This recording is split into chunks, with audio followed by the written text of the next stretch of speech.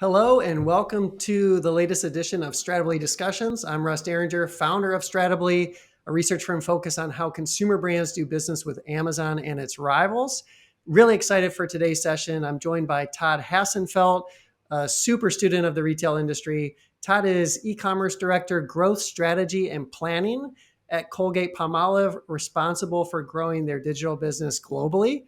Todd is also a very prolific educator on LinkedIn, I think posting something daily to help educate all of us in the industry. And I invited Todd onto the show today because there's so much happening at the intersection of digital advertising and retail. At the core of this is that digital mediums have fundamentally altered the consumer's path to purchase, upending how consumer brands have traditionally organized and how they evaluate marketing spend and even their retail customers.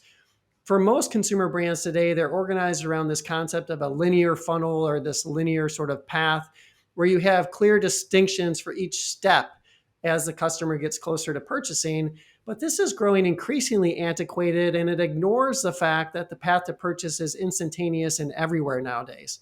So the discussion today with Todd is going to be focused on how he sees consumer brands evolving with the market through that lens. So Todd, welcome to Stratably Discussions. Thanks for joining us. No, thanks for having me, Russ. I appreciate to be part of this today, and thank you for all you do with Stratably.com. It's your newsletter is fantastic. Your website is full of so many great insights. So I use them to help educate others, like you mentioned, but thank you for all you do. Absolutely. Well, Todd, why don't you set the stage for us? Give us a little bit of your background. You've had a wide variety of experiences that sort of inform your perspective on the market. Yeah, I've been lucky enough to have experiences brick and mortar, e-com, so really both sides there, sales and marketing, and I think those it should be and not or, especially as we talk about this topic today. I've been lucky enough to be at startups. I've been at mid-sized companies. I've been at the largest companies in the world, like Colgate, where I'm at now. I've also been with brands that have been number one in a category, in the middle, or on the tail end to start at least. Um, and also, my perspective, here today will be, from a lot of those experiences, but also, talking with a lot of people at share groups, virtual conferences, things like that, to really, bring perspective of what people are seeing out there. As you mentioned, I'm e-commerce director, growth strategy and planning. I'm on the global digital organization at Colgate-Palmolive. Colgate-Palmolive is a caring innovation or innovative growth company that is reimagining a healthier future for people, their pets, and our planet. Couple just quick things we're doing real cool.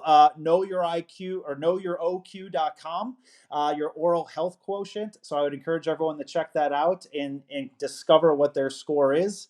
Our Hills Pet Nutrition group has endobesity or endpetobesity.com. And then, really excited, Colgate is, one of Fortune's world's most admired companies. So I'm lucky to work with, so many talented teammates, be part of the Colgate team, and happy to be here again today. I love it. A lot of cool stuff going on there. Sounds like some first party data initiatives too. So maybe we'll get into that a little bit later in the call. So Todd, let's from your perspective describe how CPG companies are organized today around retailers, retail media, social media, and what are some of the challenges with that current setup? Yeah, I think a lot of it, from the past and even, coming before COVID, let's say a little bit, but even, through COVID here as we're going, it's been fragmented. And a lot of that was just to keep everyone per se, let's say, in their lane, right? So you would have, as you mentioned, kind of the retail, whether it's retailer team, a social media team, marketing.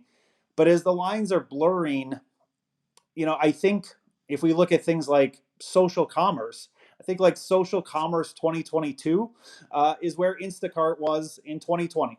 And maybe some brands are still figuring that out as well. But why do I say that? Instacart, as COVID was going on in 2020, really forced companies to reevaluate. Okay, where should this sit, right? How do I classify this? The volume is coming out of a brick and mortar location, but the consumer, from an Instacart perspective, is ordering on a screen. And then, well, who's running it right now? It's not necessarily sales because we're not getting POs from Instacart. It wasn't marketing necessarily because it wasn't looked at as maybe brand building. So a shopper team was handling, or maybe still is handling Instacart. But I think it's discussions like this, and that's just that's one big example. But now you kind of look at social commerce and some other tactics. Brands have to start looking at, should we be looking at where it's fulfilled out of, or should we be looking at it really from the consumer lens or people lens, right? And why is that important? Well, it's going to be, speed is one. How can you read and react to where the consumer is, right? Where are the real endpoint, the inputs of where the consumer is making that purchase, learning about a brand, right? I think there's a lot of training going on within e-commerce, within organizations, but that, it's the data of reading the data and being fast to the consumer trends to make sure money is moving in the right area. And part of that money then goes to the P&L. It has to be allocated, to the right tactics. And that's where, if going back to that Instacart example, if you look at a traditional kind of thought process, okay, all the volume is coming out of brick and mortar. Maybe we should be doing more, trade spend activity like a coupon, right? A BOGO, something like that, $1 off. But in reality, for a lot of the volume, especially in 2020, that was coming from, let's say, an Instacart featured product or a delivery promotion. And so if you don't have those defined correctly on your P&L, that's going to get the allocation of money to maybe be murkier and not correct. And this is, we're not talking digitally influenced sales here, right? That's a whole separate category. If you're looking at like how ratings and reviews make an impact, it's really looking at, did the consumer buy off of a screen or did they buy off of a physical shelf? And similar thing as we try to figure this out for social commerce is, where did it come out of? Maybe it's coming out of your D2C site, maybe it's coming out of a retailer, but making sure you're putting the right tactics in there. And I think, when you think about this speed and the P&L aspect, budget fluidity, especially when we're talking retail media, is so critical. You have to be not only within, let's say, your organization, but also looking at different factors like the auction density, CPCs, what kind of services you could have within the retail media. Obviously, JBPs come into effect here in talking, but how can you make sure that you're able, within the rules of a JBP or anything else, but how are you able to move money to where the tactics are most beneficial for both, right? For both retailer and for brand. And I just think, we talk sales and marketing, we talk e-com and brick and mortar, but you have to think about all other departments too, right? Think about your customer service team, your legal team, even HR to a degree, on getting the right talent in. These blurring of lines are so wide that you really have to have a holistic approach to this. So let's unpack a couple of things there. One of the things you talked about was speed and budget fluidity. Give us a sense of, 3 years ago, 5 years ago, something like that. How often were those budgets sort of evaluated? Was that an annual process? And where is it today? And where do you think best in class looks like? Yeah, I think again, holistically, being at multiple brands and talking to different people, I think if you're looking back, pre-COVID, let's say, it was more of an annual look, right? And maybe you were checking in from a quarterly basis, kind of in any kind of performance, but it probably wasn't as granular necessarily as you can be now. And so maybe you were just looking at, from a retail media standpoint, let's say, impressions, or you're looking at click-through rate. Fast forward now more to today, you can look at things like, the auction density, like the CPCs, if you're getting really good customer acquisition costs by tactic. You can look at glance views, you can look at conversion rates. And especially when you think about this, like from a brick and mortar standpoint, glance views and conversion rates aren't something that had to be talked about in the past, right? You can't really measure that there. So I think now moving forward, like how brands should look at this, it's a balance, right? You don't want, and it depends on who your audience is. You don't want to be the one that's laundry listing 15 or 20 different KPIs just because you can, right? But I think if you follow the consumer and you think about those budget allocations, is where, which, in this case, retail media platforms, which ones are getting the most consumers, uh, looking at your CPCs, but then also kind of looking at factors like, is am I challenged with my buy box, right? Do I have search and eligible ASINs? How does it impact, like from a halo effect? What kind of other benefits can I get from my spend on a retail media? So does it help with maybe in-store shelf distribution? Does it help with any other credit per se from, let's say, the media side to your sales side or with your buyer? So I think those are all kind of factors that teams need to evaluate. But as an e-commerce leader, you need to be careful not to overdo it with the number of KPIs that you can share with people. How do you see, some of this relates to bringing different parts of the organization together? So, how are you seeing companies sort of integrate planning and teamwork in a different way to address some of these challenges: speed, budget fluidity, new channels to activate on? Like, what does integrated planning and teamwork actually look like from a practical standpoint? Is it more meetings, more people involved, new types of roles involved? Is it communication tools? Is it like, how do you actually implement that in practice? Yeah, it's a tough one, right? I think, just from a philosophy standpoint, it is knocking down those proverbial walls. So it is more transparency to what other teams are doing, right? If you're running a traditional TV campaign, does the retailer team know to be in stock? Does know to have search, protect your branded terms, let's say. So I think the transparency. You look at kind of an integrated planning, and I said in the beginning, because I'm living it, it shouldn't be sales or marketing, right? It shouldn't be brick and mortar or e-commerce. These all have to be planned together. And so there's a lot of learning that needs to be done, right? And so that others understand what are the key things to know about each other's roles. So a lot of that is revolving around e-commerce. So you're teaching people the importance of retail media, what share of voice, why that's important. Looking at digital shelf metrics, right? We need to look, or brands need to look at the digital shelf as closely and passionately as they look at the physical shelf. But there's differences there, right? While it's an endless shelf, the spaces, in terms of what people see, especially on mobile, is highly competitive, right, for most categories. And so you have to explain differences between paid search and organic search. You have to explain the difference, like, of how an out of stock online punish, and so for the algorithm, sometimes it punishes brands, right, for that skew, and then you try to recover. One day out of stock is about 4 to 5 days punishment of losing organic relevancy. So again, it's that balance of showing enough of how these KPIs, how these tactics, how we're looking at it together.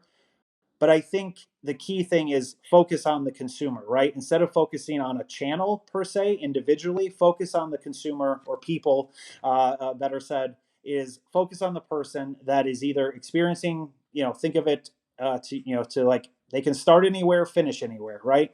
And how can you think about that and not think of it from a brand perspective of, is this an awareness ad or a conversion ad, or is this a tactic? The people decide, the consumer decides now. So having those type of trainings, and that can be like event education, right, kind of modular trainings, working with partners that have like say different type of modulars to go through.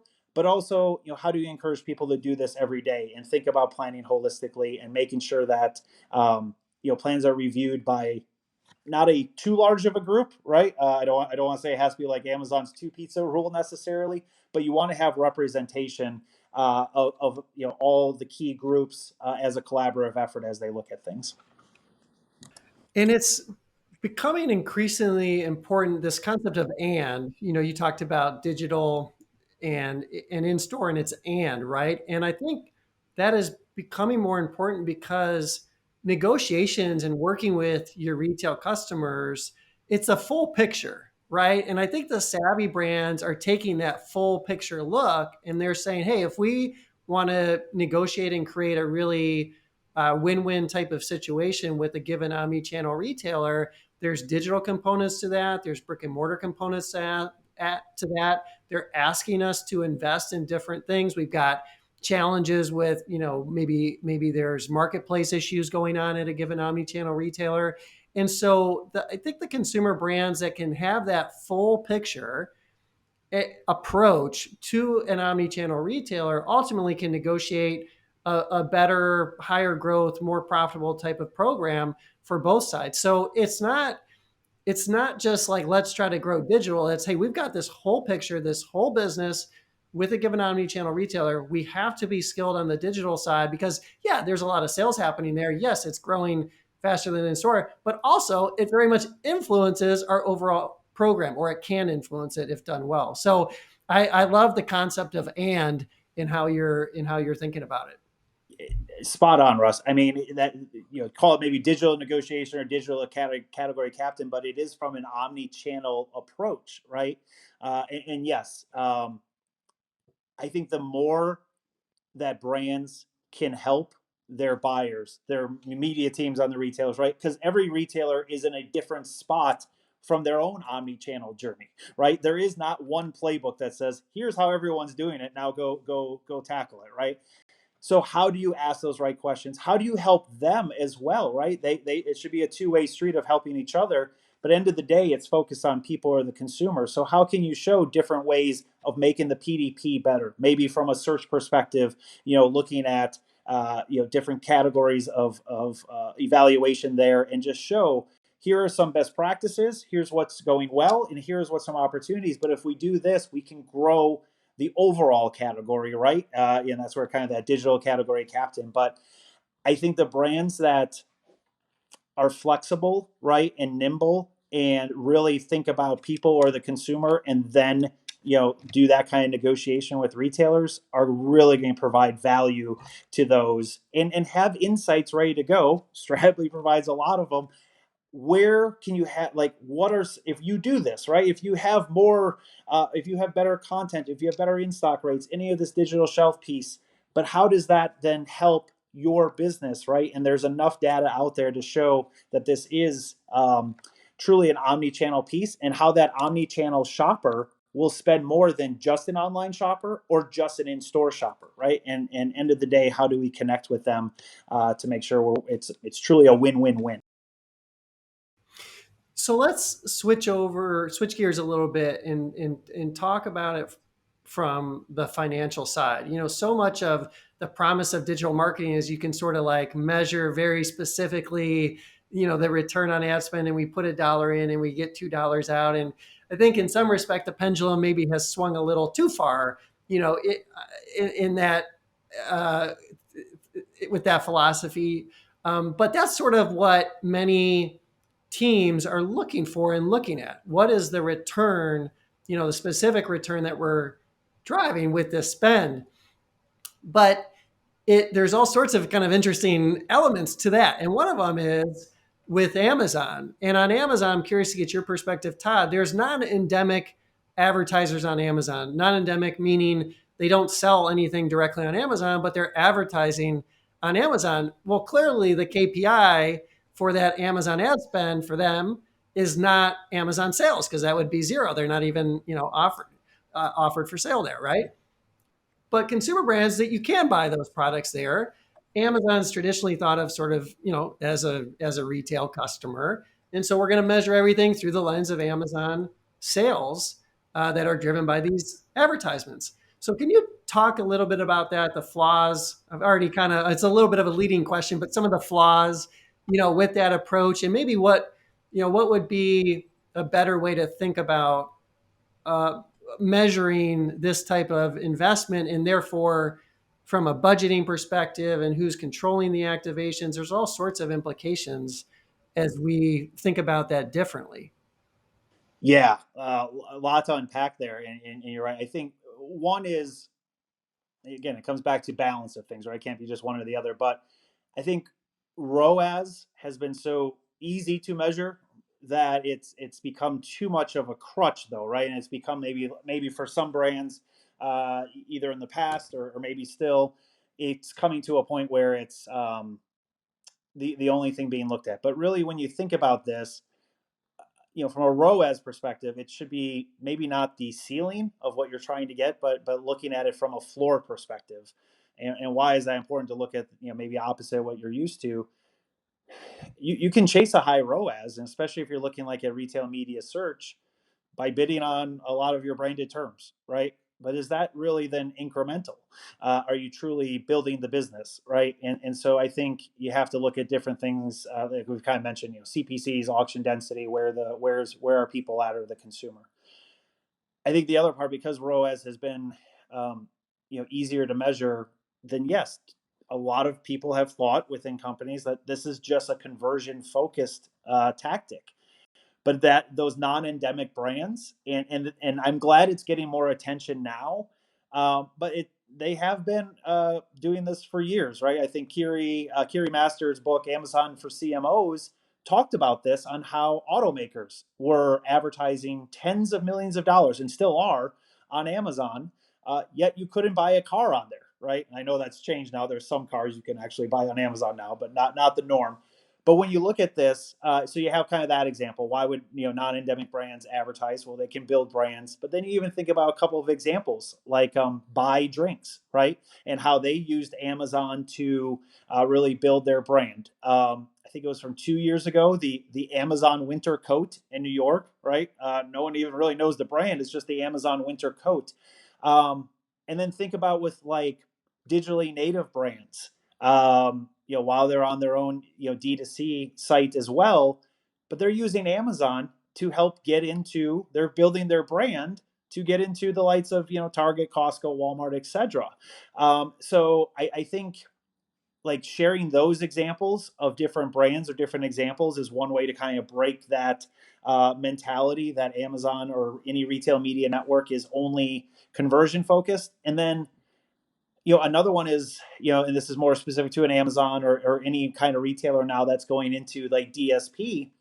But there are studies out there from a couple of years now that brands can reference, saying that the impact of DSP is about 50% off of Amazon. And then, if you're in, let's say, a Whole Foods, and and depending on your kind of AVN negotiations with an Amazon, but you could look at specifically your own data on how online advertising is impacting in-store sales, at least at Whole Foods, and others are trying to get there, right? Everyone's trying to get that truly closed loop. I think one example, the also just thinking about how that the halo effect in the case of, yeah, to your point, why is Amazon spend and only attributed to Amazon sales? And this goes back to kind of that digitally influenced piece. But when you think about where, show the stats of where people start their search for a product, right? It's ahead of even Google. When you think about how is ratings and reviews impacting someone in a store, right? Or even the search looking at a category and trying to decide which one they want to buy while they're in a store.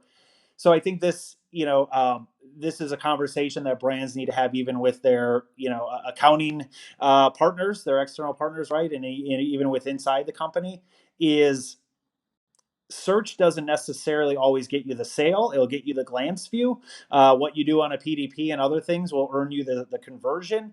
But to say that, whether it's Amazon, Walmart, etc., that spend is solely crediting, or should only be credited to those sales within a funnel or within a vacuum, let's say, or a silo, just isn't where reality is, right? And I know that's complicated. There's you can look at last touch attribution, first touch, and multi-touch, but I think brands really need to have that broader discussion: is which one of the retail or media networks have a halo effect, and how do we best try to attribute that?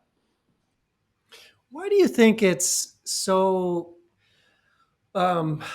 uncommon or rare to really focus on this concept of like incrementality? To go back to your earlier comments about ROAS becoming a crutch, I think a lot of people in the industry understand that okay, let's measure it based on incremental sales, but is it just a function of it's just very complex to model incrementality and that's why more brands haven't done it, or do you think it's people just don't quite understand it and ROAS is easy to understand and so that therefore becomes the default? It comes down to measurement, right? I think it's very tough. Listen, it was hard and still is hard to do even just brick and mortar, right? If we saw if it, and well, did that billboard on the freeway, did that attribute, should that be attributed to the sale? Was it the linear television commercial? Was it a radio ad, right? So it wasn't perfect, right? But people got comfortable with it, and then maybe there wasn't as many options. Now bring it into the digital space and really omni-channel space, and now you have search, you have DSP, you have podcasts, you have connected TV, OTT, right? All these different options, as well as all of the ones mentioned before. But now the difficult part is when you look at even just trying to figure out the sales numbers. Ecom data is very nascent compared to where our brick and mortar data is, right? And knowing where the sales are coming out of. And then if you're trying to figure out, hey, are we out competing the competition? Looking within your categories, there's still a huge opportunity to get, EPOS data, EPOS, however you want to call it, but looking at this and saying, versus let's say panel or projection. So as brands look at this, and I've talked to a lot of people on this one, right, is what are you using to really prove that the sales are coming even from a channel necessarily, because even retailers, some share the data, some don't, right? So this is a space that needs a lot of advancement in terms of having a reliable, especially if you're looking at it from a global perspective, a reliable source, so that internal teams, external kind of rack and stacks amongst brands, that we have, I don't think we're going to get to one source of truth anytime soon necessarily, but we have a better idea of what is truly, where the sales are coming out of. And you have to think about, even just if you pick one retailer, let's say an Omni one, well, you also have to know, did the consumer go in the store, buy it off a shelf and take it home themselves? Was it a BOPUS situation? Was it a curbside situation? Was it a ordered to home, shipped to home situation?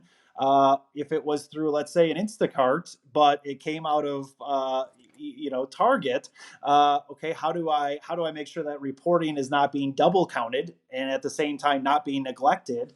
And then I'll go back to the social commerce piece. If it was fulfilled through, let's say, Facebook or TikTok, how are we going to credit that correctly? So I think because there's so much ambiguity on just what our sales are, then trying to figure out, let's say, digitally influenced sales, and then trying to figure out incrementality, there's a lot of challenges there that we're all dealing with.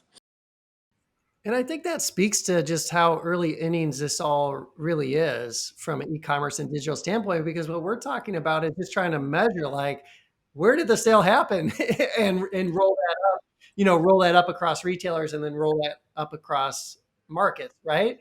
And so there's just going to be so much progress and development in this space over the next decade. It's really exciting. Now, Todd, I want to talked about the digital shelf, and earlier we were talking about social media, social commerce. Is social commerce, social media, let's say, typically thought of as part of the digital shelf today?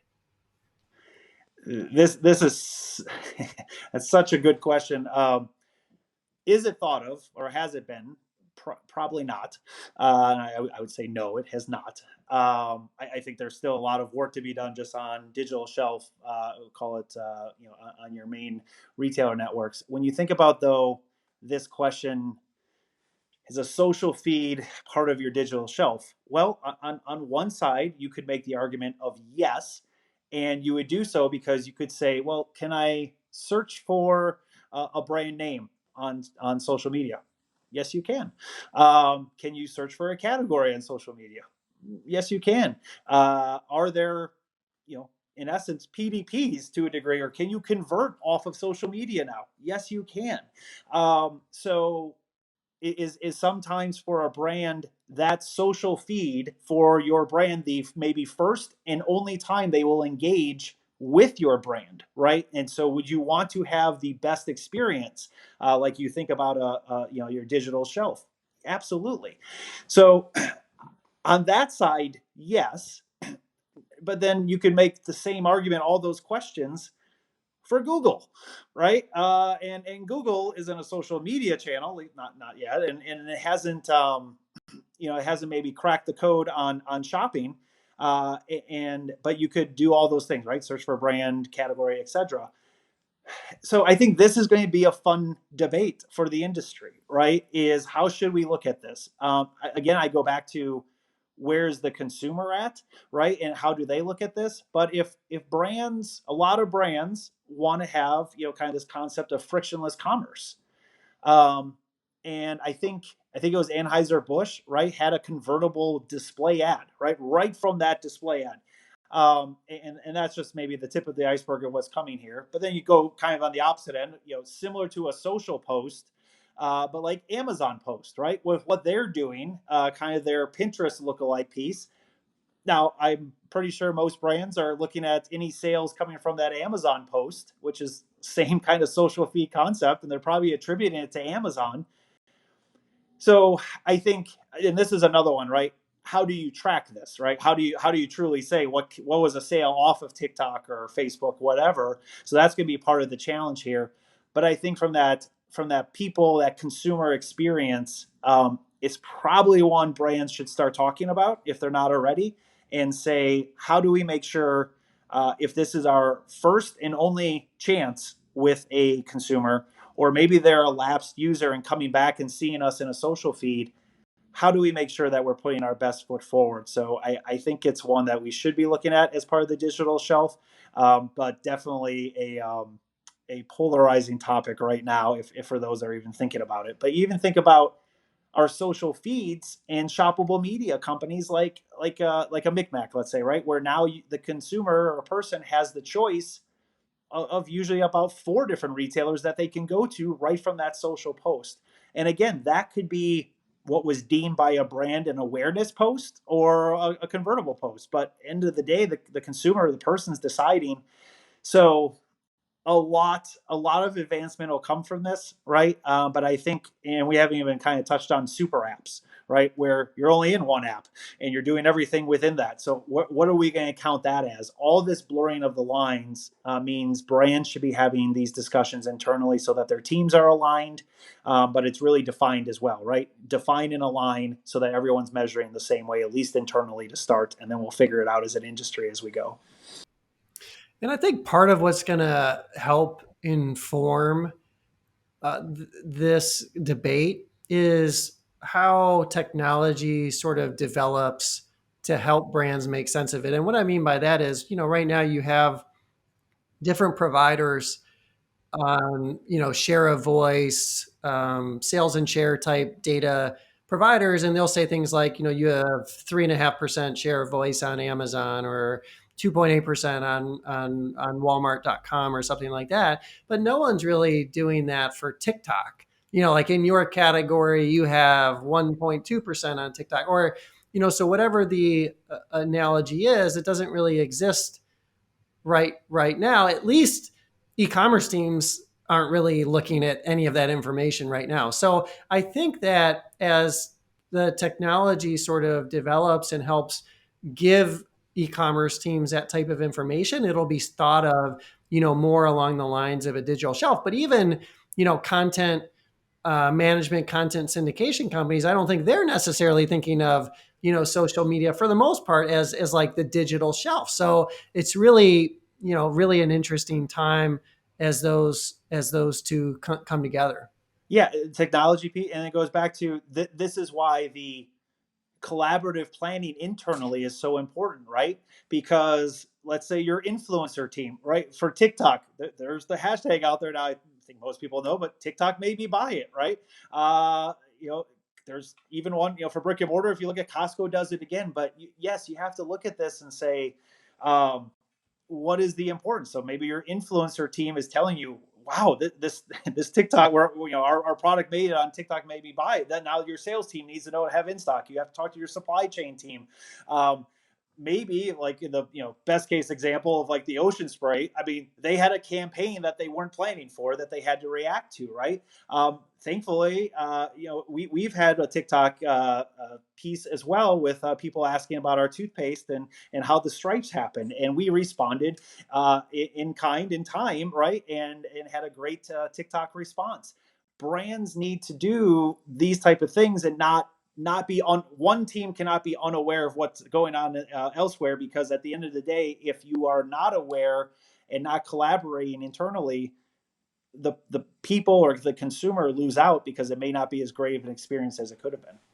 And I think it's kind of core to this whole conversation. In another conversation I had on this channel with Patrick Miller at Essential, which was, moving organizations from sort of like organized by banner, like, okay, we're going to market to our consumers and we have this subset of banners, brand marketing team has this subset of banners, and then the sales team, retail teams, they have this other set of banners, and we have these different goals, but we're going to restrict ourselves artificially to this subset of banners, where reality is let's get rid of banners. Let's say, hey, where's the consumer? What's our goal with any given activation, which is not all about conversion. It's not always conversion, but what is our goal? And then let's look across all of the potential assets that we have, or avenues to reach that consumer, and select the one that's going to drive, that the best. So that's kind of a recurring, I think, theme or philosophy in how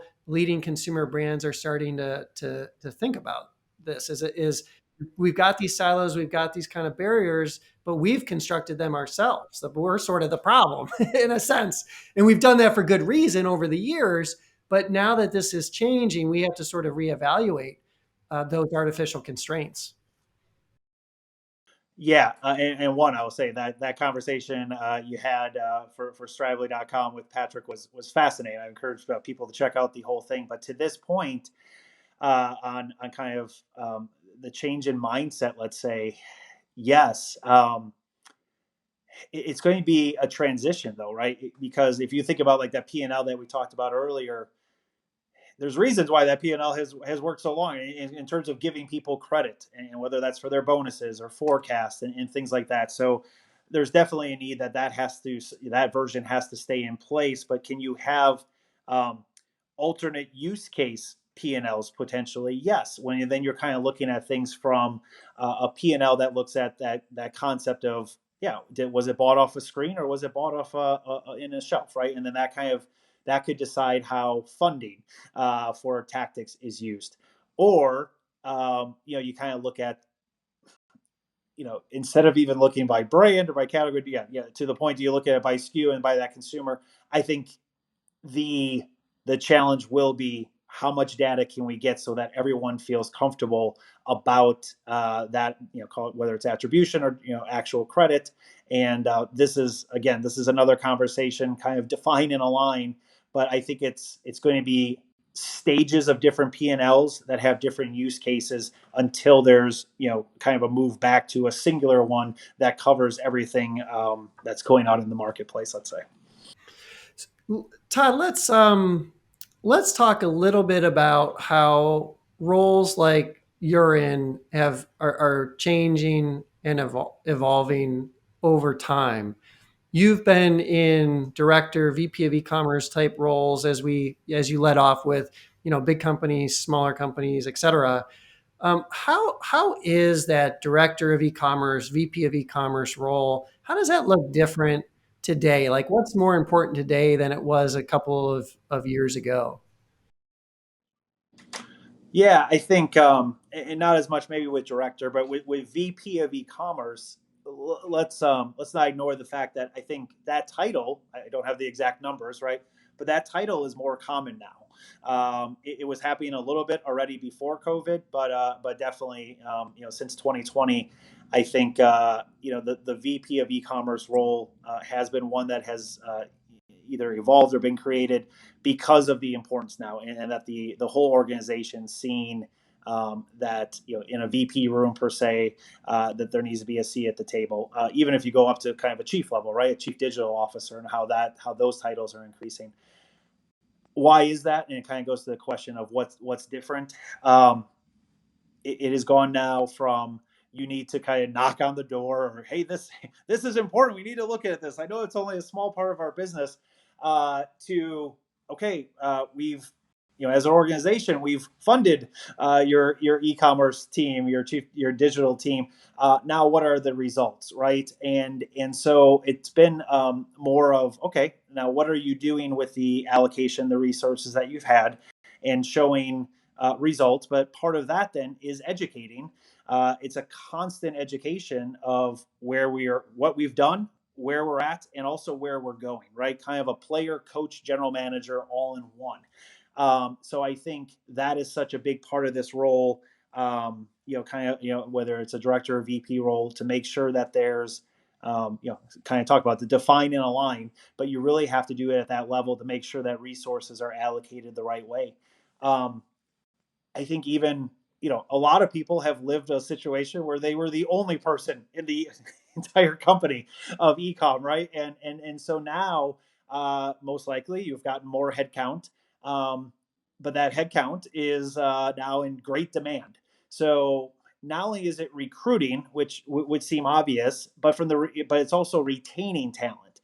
So from the recruiting standpoint, it's how are you really working with your talent acquisition or your HR teams to help build that skill muscle? Where should they be looking for ecom or digital talent, right?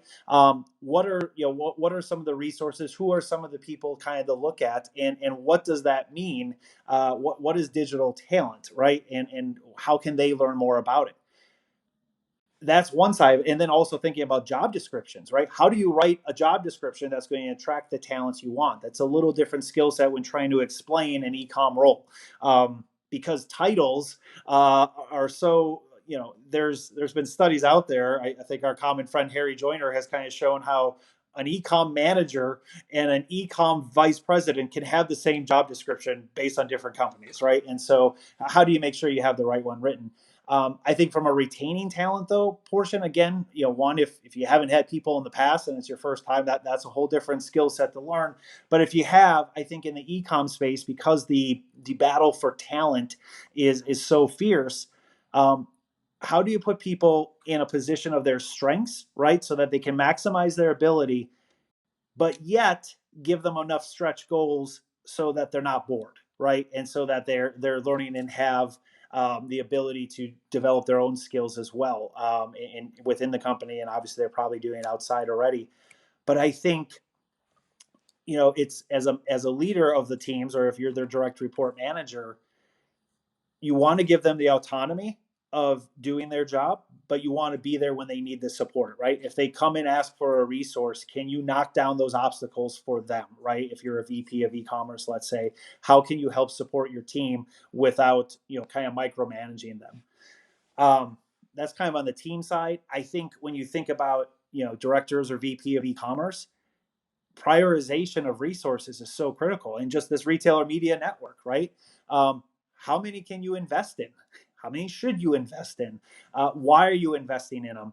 But then also, how do you decide from all your SaaS partners, which ones is the priority? How do you look at what's going to be best for the organization in terms of onboarding, right? I think even one way we haven't touched on a little bit is knowing so many other departments. And the biggest one is like, one of the biggest ones is supply chain. If you let your chargebacks get out of whack per se, your profitability is going to hurt a lot. But that, whether it's chargebacks, shortages, any of the kind of fees out there, it shouldn't be just the ecom team, or it shouldn't be just the supply chain team. How again do you create this collaborative, finance, sales, marketing, the customer service? How do you get everyone in the room to figure out, okay, how do we address these? What can we do if we can recoup any of our money? But also, how can we stop the bleeding per se? And then I think the last thing is you really have to figure out what are the new shiny toys to actually invest time and resources in, right? if you say yes to everything, you're not going to have enough time or money to do it realistically. But if you miss on the next big thing, now it's going to cost you a lot more to get in later, right? So how do you get that truly like a first mover advantage? I think back in the day when they were still in person, but like Treasure Truck, if you got in early on that, you saw some great advantages. You got in there at a better rate than once the program went national. But then a different one, I think if you went in early, let's say on Amazon Fresh, maybe you overpaid on that to where it is, at least where it was promised at that point. But how do you really evaluate that kind of all these options across all of our retail partners and SaaS partners? How do you evaluate that? So I think those are some of the many skill sets that a VP or director of ecom has to have. Yeah, I think it is really challenging. I think the e-commerce community where we have a tendency to sort of like jump towards the new things because we've been sort of like conditioned that like some of these new things turn into big things, and so you do want to be there. But I think we err on the side sometimes of like going too far with that. But I feel like there's no silver bullet answer. I think you need to look at your whoever the partner is, how much are they really putting behind it, and is this going to be a needle moving thing? Are they making a needle moving type investment? And if they are, then I think that should give you some type of, conviction or confidence that like, okay, this is going to be a test, but we're going to go big on this test. Whereas, if it doesn't have that type of needle moving potential, like, well, then maybe we approach it that way. But you need to sort of be in the game on a lot of these new initiatives because you can't predict exactly what's going to take off. Like the predictive ability is very, very, very low. And so you are playing this game of making a lot of small little bets and then seeing what takes off. And so I think the skill set that you're describing of, getting good at that and working that muscle, is an important element. Yeah, if there's one thing like for ecom leaders to get their organization to kind of rally around, it's the mentality of you know plan to pivot, not plan for perfection, right?